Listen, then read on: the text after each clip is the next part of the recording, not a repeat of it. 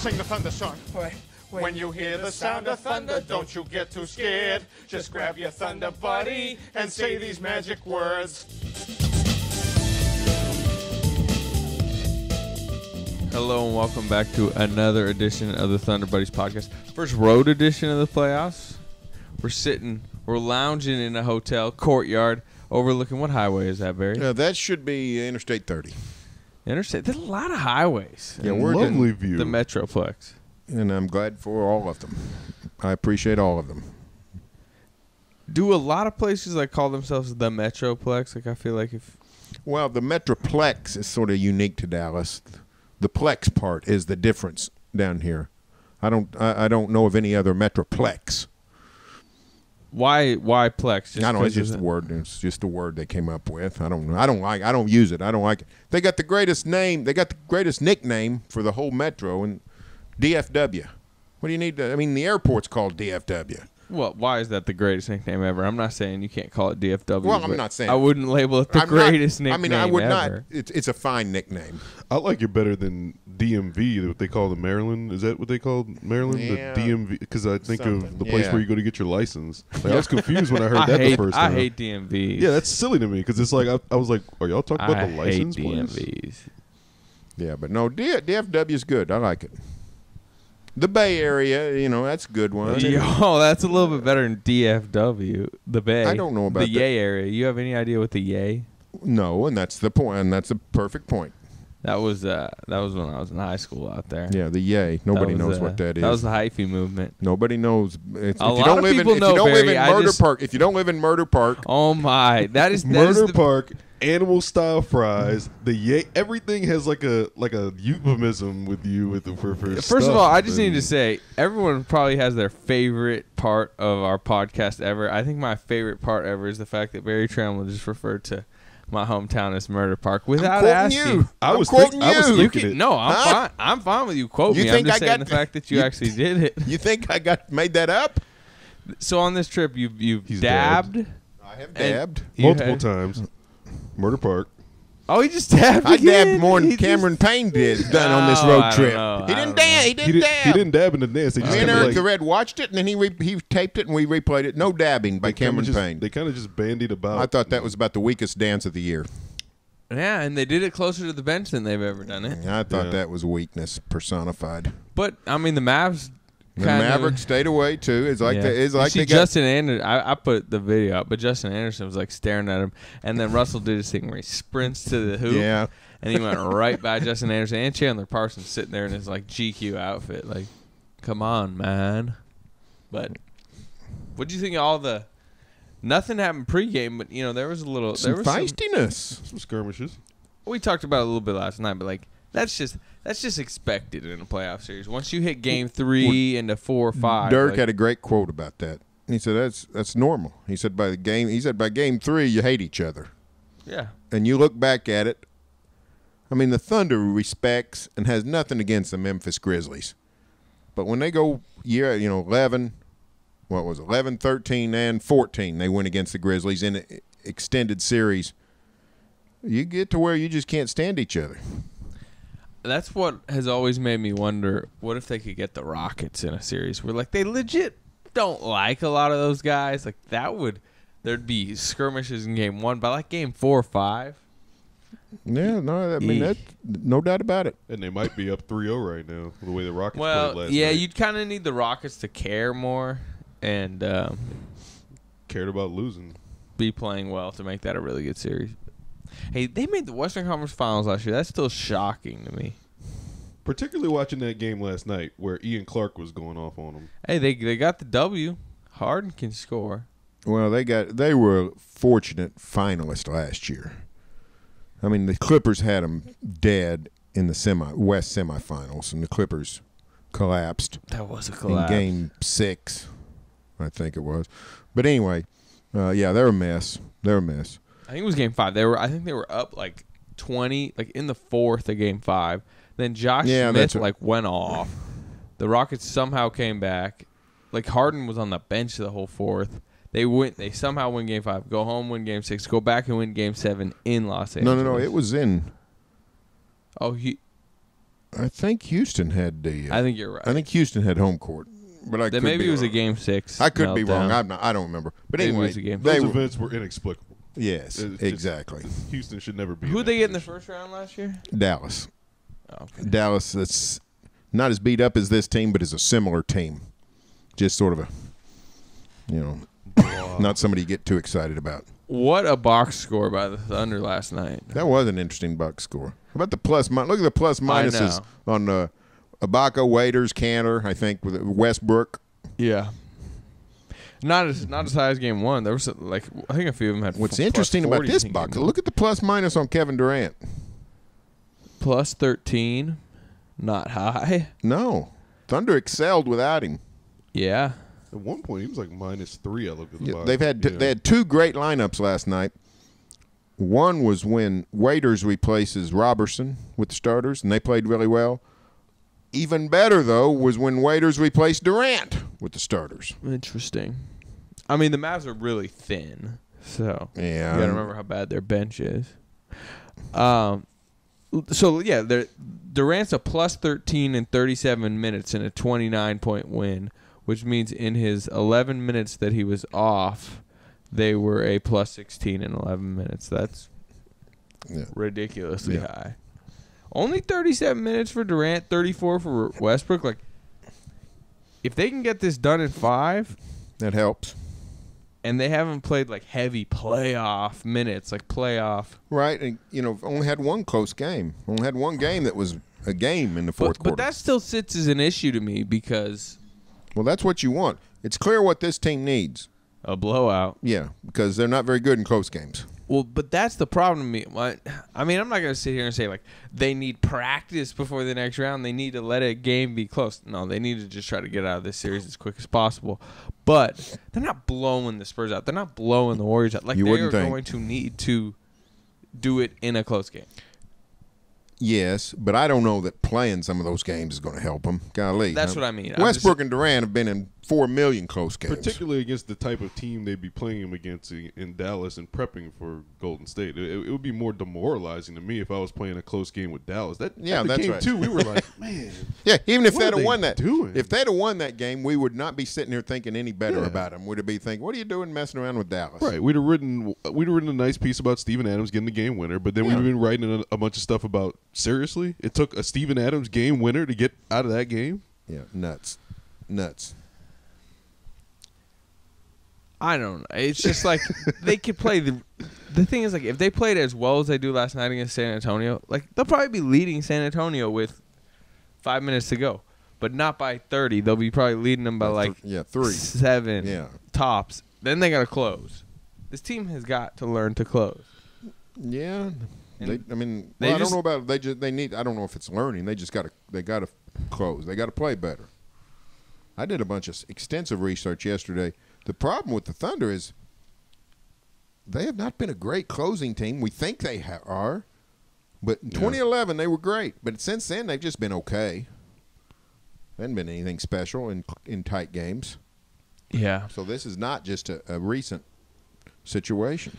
To me, it's you almost have to take it as just you have to look at it as game-to-game improvements from players. I mean, we know that they're going to struggle in these close games because we've seen it so many times before this season. But last night, I saw Durant passing out of the double team quicker in certain instances. I saw that as something he learned from the previous game. He obviously went back in practice and they told him and they looked at film and they said, look, you got to be able to recognize this. And he did that at least 2 instances that I remember. I mean, is it kind of finding silver linings in things? Perhaps, but I don't know if we can. I mean, we're to the point where we have to look at every single game and say, okay, this guy did this worse, this guy did this better, because I don't even know what point I was trying to get at, but it's hard to go through a whole thing and say, oh, they can't win because they can't win close games. You got to look at every single individual game. No doubt. I mean, I think they can make it serious. It's just that's the point I keep coming back to when you're worrying about this team. It's just that not only have they been just atrociously bad in close games, but the Warriors are the number 1 team in the league. How many times this season have you turned on a Warriors game and it was close down the stretch? They're down 5 down the stretch. They're down 7. and they just make every play. Draymond Green is just getting the rebound, and then they're on the break. Iguodala's finishing. Curry's hitting a big three. You saw it last night.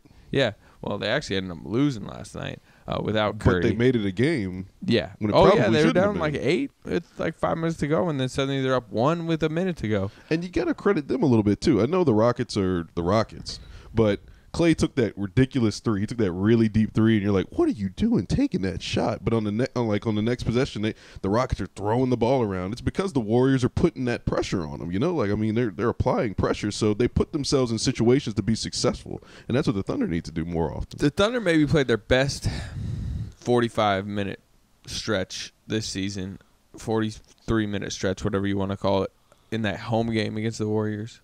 Like, that was like playoff intensity. Like, I thought they played really, really well. Like, Curry hit some shots that Curry's just going to hit. The Warriors played good, but the Thunder, I thought, were like, I don't want to say flawless, but like, that was exactly how you'd expect them to play in Western Conference Finals, like their first game at home in that atmosphere. And they're all, like I said, they'd be up about, 7 with 5 minutes to go. And then they melted down. Yeah, no. You do that once in a Warrior series, that basically eliminates you because that was like one of your games that you like had to win. You know what I mean? You definitely can't do that at home when either. You play the Spurs and the Warriors, we were talking about this last night. How many times is the Thunder going to have to play well? They're going to have to play well 5 or 6 times because they're going to play well and not win. Yeah. So some of those games. So they got to play well. I mean, they can almost every game. Almost every. They can have a dud or two. Clunk but out yeah. in Golden State, and like if you played so well and you won game 1, like you could throw a clunker in 2, go back home 1-1. I mean, you don't want to, but you could. But you're right. Like 1 or 2 games in both those series, like you are going to come out, have a great performance, and lose. So you just got to play well all the time. Like in Dallas here, they played well twice out of 3. If they play well, the stars are sitting in the 4th. And if they play mediocre, they win without too much. Just don't lay an all-time clunker, and you're going to win. What else interests you in the box score? I'm looking at a lot of stuff right now. The bench. Well, 2 things. One, Kyle Singler didn't play.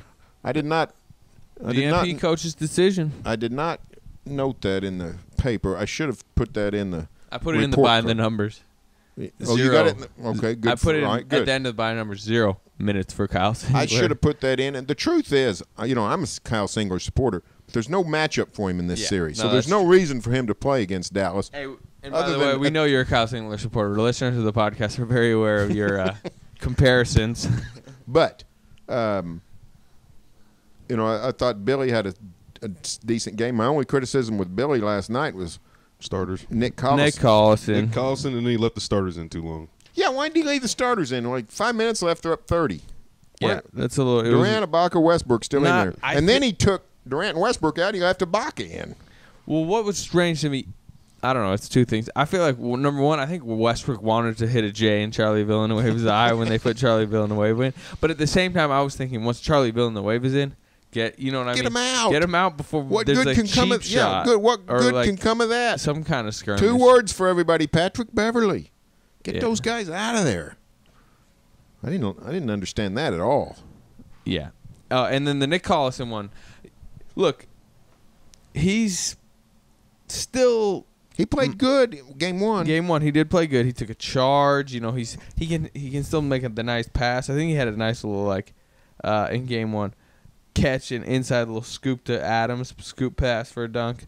But the problem with this team, number 1, they can go small with Durant. But 2, it's just like they're loaded in the front court. Like all their front court players are playing really well. Think about it. Ibaka's had 3 big-time games. Ennis Cantor, 21 and 8 last night. Everyone knows he needs to get more minutes. And Steven Adams is, great now. I mean, he's turning into a really good player.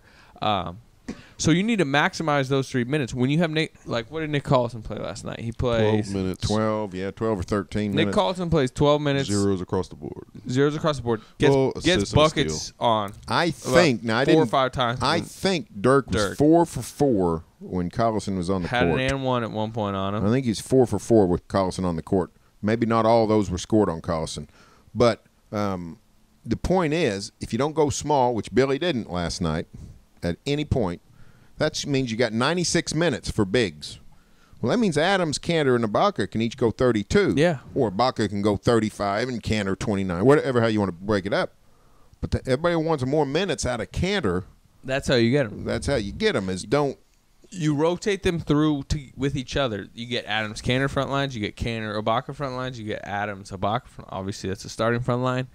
And then, if you want at times, you can go Durant at the 4. Although, as we've talked about that what's interesting to me is Adams played some good defense on Dirk game 2, and then he did not go back to that last night. Did not put Adams on Dirk. He did one point. There was one. It was like an offense-defense sub. I believe it was right at the end of the third quarter, where the Thunder were at the free throw line with 18 seconds left. So he put Adams in for Cantor because he just had to play one defensive possession to end the quarter. And Adams guarded Dirk on that play. But I think you're right. That might have been the only play he was guarding him. And I don't know if he's just messing with Carlisle, thinking, I'll back off that, come back with it game 4. Is he just trying to stay a step ahead of Carlisle? I don't know. Because, look, Collison's a veteran. He's battled Nowitzki however many times in his career. But at this point, Steven Adams is a better option as a defender. Oh, yeah, clearly. And Ibaka's the best of all. Remember, maybe you guys don't, you weren't with us in 11 and 12. Those series, Ibaka, you generally got schooled by Nowitzki in those playoffs. And they'd end up putting Perk on him or Collison. Collison generally did the best job on him back in those days. But now Ibaka's doing a fabulous job on Dirk. And it's not that he stops him so much as he just doesn't let him shoot. It's not like Dirk's. Well, you got to remember, Dirk, this isn't 11 Dirk. No, that's true, but he's still their best player. Oh, yeah, which tells you says a lot about the Mavs. Because he physically is. It's crazy what he can do in the state he is physically. Yeah. Well, he's an epic player. We're in the presence of greatness. Basketball greatness when we're around Dirk Nowitzki. He just like stammers around, but it's just like so skillful offensively. He's always been that way. He's always been underappreciated. From the time he got drafted, from the time he got to Dallas that first year. Sounds like you got a Sunday column. No, not really. Not really. My Sunday column will be about off the game. But I just think Dirk Nowitzki's an Saturday all-time underrated guy. Yeah. I mean, I'd say, what, is he top 20 all time? Well, I think he's top 20 easy. Okay. I'm sorry. I just thought about Kobe Bryant for a minute because we were talking about top whatever, but we can move on. Let's not go down that road. I'm sorry. Deion Waiters a plus 27 in 28 minutes. Deion He loves Dallas. Deion does Dallas. All right, That's what I wanted the headline to be. That would have been inappropriate. Moving on. Let's play what if. What if Deion Waiters, this season played for these Dallas Mavericks? He would play 38 minutes a game. He would be Dallas' leading scorer, and he would be perceived as their best player. And they'd still be down. That's a 2-1. bold statement. I don't know about best player. You say 38 minutes a night? They've been playing Devin Harris and J.J. Barea. And Raymond Look, Felton. he'd be getting Raymond a lot Felton. of minutes. 24-year-old. He's fresh. Yeah. He's fresh, which is huge for this team. I mean, if Chandler Parsons is healthy, Chandler Parsons is a better, more complete player.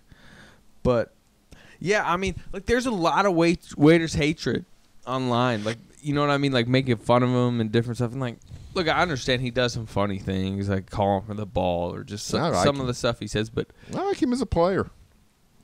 He plays decent defense and he scores. I don't know what. He's a very good one-on-one defender. If you're like trying to challenge him, like, he's sturdy.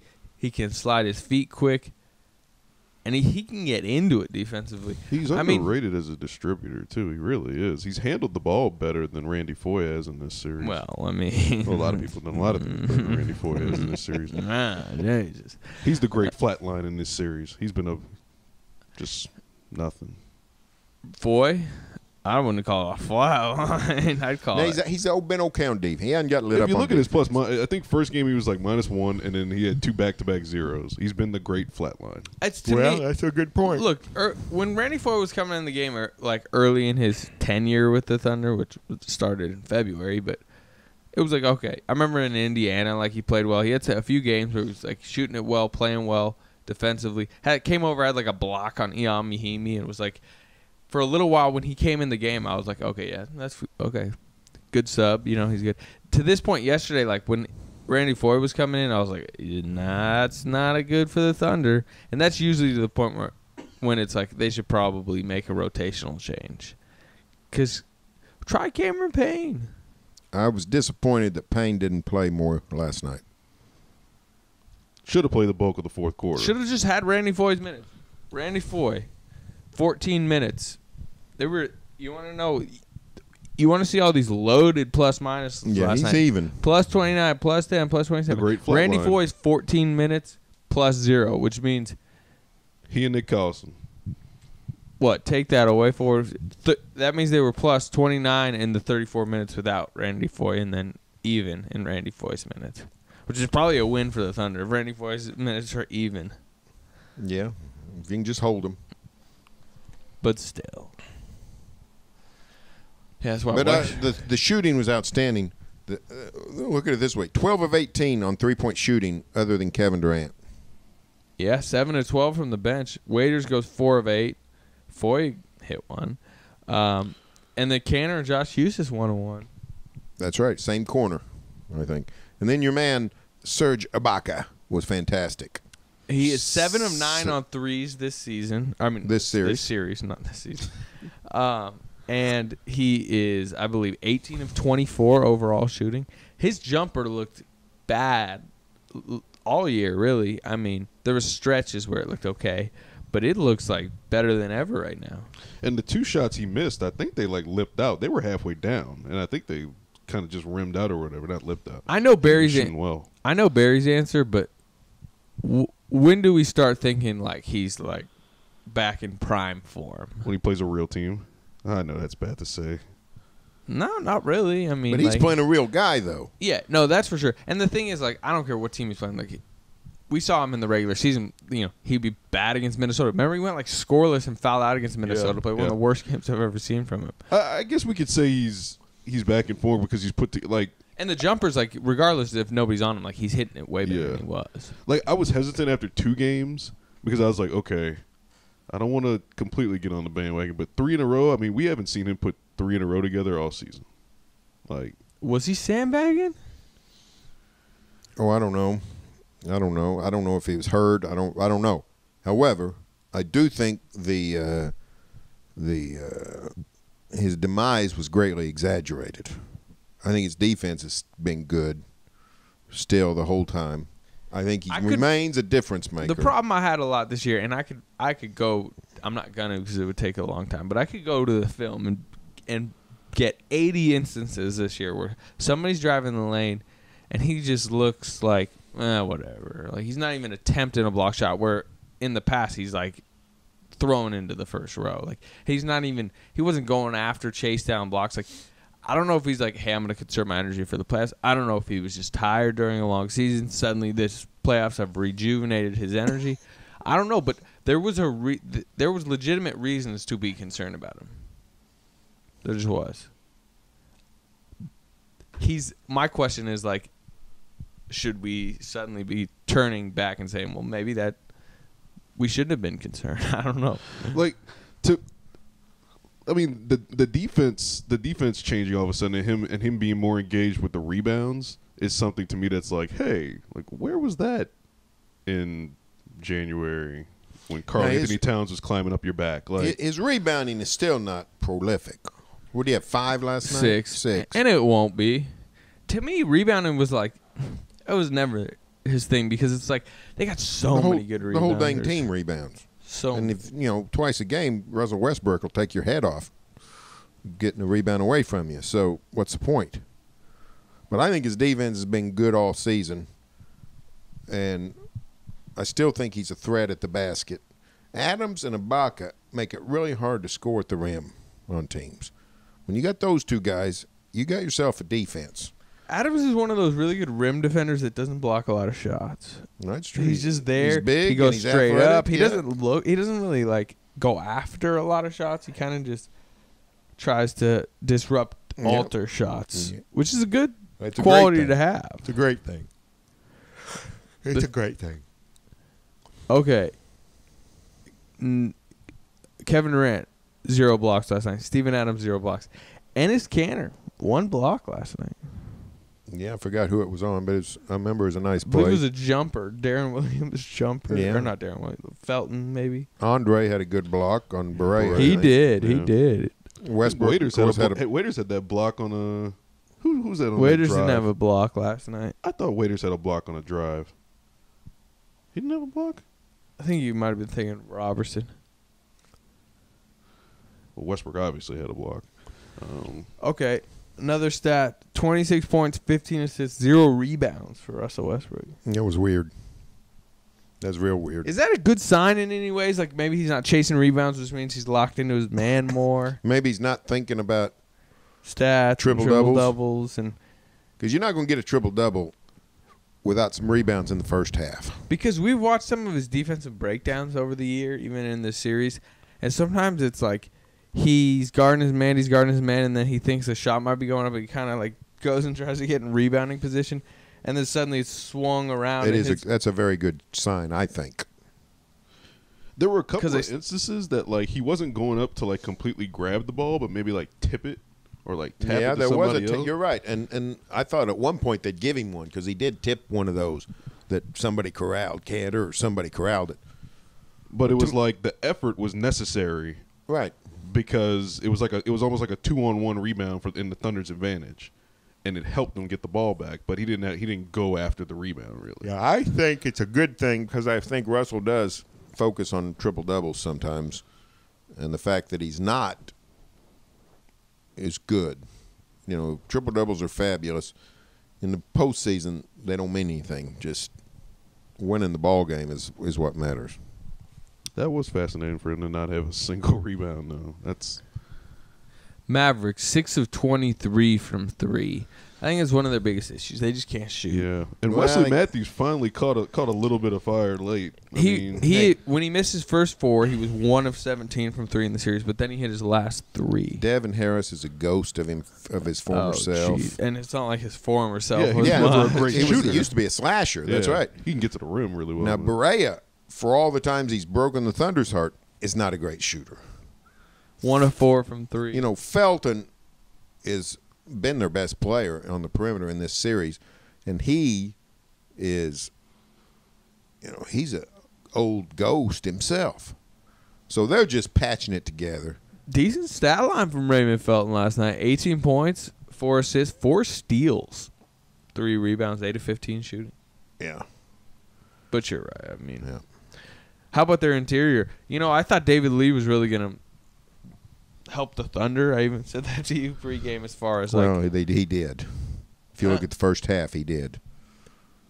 Thunder lit him up when he was on the court. Yeah, it's true. I mean, I remember Cantor just posting him up easy. Just And went right to Billy them. went right to it. As soon as Lee and Cantor went up, Billy said, forget the offense. Somebody throw the ball to Ennis Cantor. Which I'm over here clapping. They've been needing to do this more. They need to post up Ennis Cantor more. Lee had many minutes?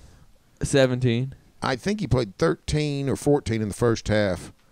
Well, and he was a minus 13 or 14 in the Yeah. They dominated David I mean, Lee. I don't know. Like, who's their big man? I mean, besides Dirk, let's take Dirk. The big away boy, here. the Tunisian, didn't do much last night. No, 14 minutes, 2 rebounds, 0 points. Did he at one point think he got hit in the genitals? That's what I heard. They were at the free Ibaka. throw line, and he was kind of complaining going down the court, and then Serge went down and. Are y'all laughing about genitals? I didn't expect. I expected a lot of terms out of AC. That was not one of them. Junk. Whatever. Because the weird thing was, Yeah, but they were upset about that. Mesri goes down like Ibaka might have Blake Griffined him. Remember, Yeah. he's done that a few times. And they kept showing it on the big board, Yeah, they but showed it a the bunch. Adams Felton thing had just happened, and all the refs are looking at is Adams Felton. And But they kept showing. then they call the double T and walk out there, and then Carlisle was like, "What about down there?" I don't know. Did you guys get a good view of it? Did it look like Serge might have? I did not The get a good only view part of it. I saw was when Majory was complaining. I didn't see the Surge. Well, they were showing it on the big screen, but every time I looked up, it was Mesri was already going down. It was before. I didn't get a good look at it. I got a good look at the Adams Felton stuff. And when they were replaying it, the Adams Felton stuff was going down, so I was kind of transfixed on the Adams Felton stuff. But I noticed that they kept showing the Majory stuff. Yeah, I don't know. That was the. And then my favorite part of the whole day is when Dirk Nowitzki was recapping getting run over by Andre Robertson and not liking it. You know, Dirk took exception to it, and then Dirk reminded us in the post game, and he might have been reminding himself during the game. Hey, I played basketball back in Germany with Andre Robertson's father. That's all you need to know about this series. That their best player played basketball with one of the Thunder guys' father. With a 24-year-old's father. Yeah. So that's what we're dealing with here, folks. We're dealing with a mismatch, a physical mismatch. And the reason the Mavs are in the playoffs, the reason they made one game interesting and won it, is because they got a great coach and they got a great culture and they got pride. That's the only reason. They've got nothing else going for them. I would rank this Dallas team right here in terms of talent. It would not rank in the top 12 of the Western Conference.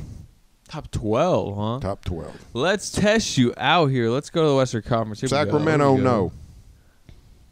Yeah, I mean, I agree Minnesota, with that no. I think Minnesota's become a little overrated because Karl Anthony Towns had a nice little end. Well, and Andrew Wiggins and Zach LaVine, they got guys that can do Pelicans. stuff. No. Heck no. Anthony Davis, beyond that. Well, they don't have a lot, but they got Anthony Davis. Yeah. I think I would trade if I had a basketball team right now and I had the Mavericks and somebody else said, "Oh, you can give me your whole roster and I'll give you Anthony Davis," I say sold.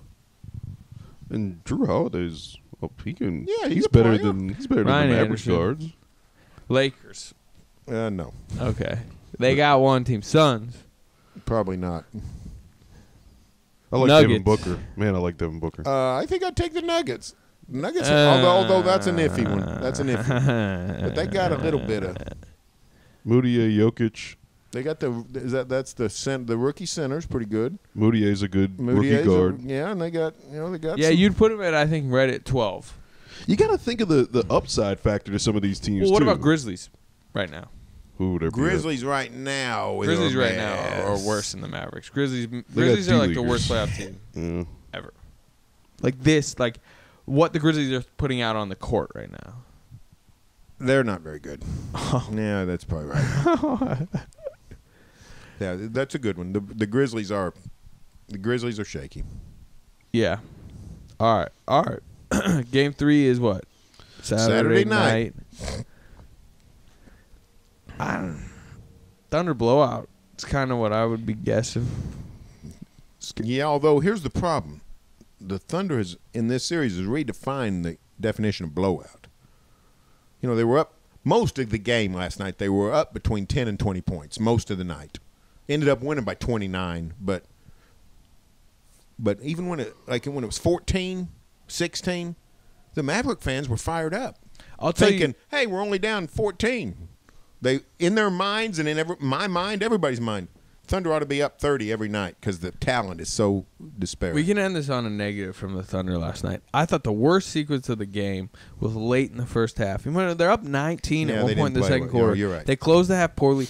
Kevin Durant and Russell Westbrook take 2 really early in the shot clock, like threes. A lot of times they try to do this. They try to home run themselves into like a big blowout. They end up missing quick shot clock threes. Wesley Matthews, I think, hit a couple on the other end to get himself going. It was 55-36, and they end up going to halftime only up 10. Yeah, and it gets bad. And then right at the end, Zaza Pachulia gets an offensive rebound with 4 seconds left. Durant comes over, stupid foul. Gets his third foul with 4 seconds left in the half. Yells at the ref about it, even though it looked clearly like he hacked Pachulia's arms. Gives Pachulia 2 free throws. Then he gets the ball with 4 seconds left, flails at half court, throws up a shot. No refs calling that. I'm sorry. First of all, I don't think he got fouled, and you're not getting it in that situation. It's not a good finish. Then he yells at the ref again. Should have got a T. I'm surprised he didn't get a T. That would have been a It's not a good finish. Here's the best stat of the night. Thunder has the best starting lineup in the league. That's documented. And last night, the worst lineup for the Thunder, the very worst lineup, out of all the 14, 16, 8, ever how many lineups they used, the worst lineup was the starting lineup because of that stretch you're talking about. They ended up playing 16 and a half minutes and were -4. Wow. Because of that stretch you're talking about. They did not finish strong. But other than that, I mean, that right there is really bad sign for the Mavericks, I think. Yeah, because that won't happen again. All right. Well, we got to get to practice. They're practicing at SMU today. SMU, not Moody, unfortunately. Moody Coliseum's great. I wish that's where they were practicing, but I assume it's I just not. want to see the campus. I've never really walked around the campus. So, Erik? Let's go to SMU and see what the Thunder's talking about. All right. Sounds good. We'll talk to you again Sunday in the car, right? Sunday in the car back up to Oklahoma City? Yeah. Who's gonna be the brave driver and speaker? I do it all the time. All right. Well, we'll talk to you then. Durant, pull-up jumper, off the rim, and and the Thunder win! Come on, let's sing the Thunder song. When you hear the sound of thunder, don't you get too scared. Just grab your Thunder buddy and say these magic words.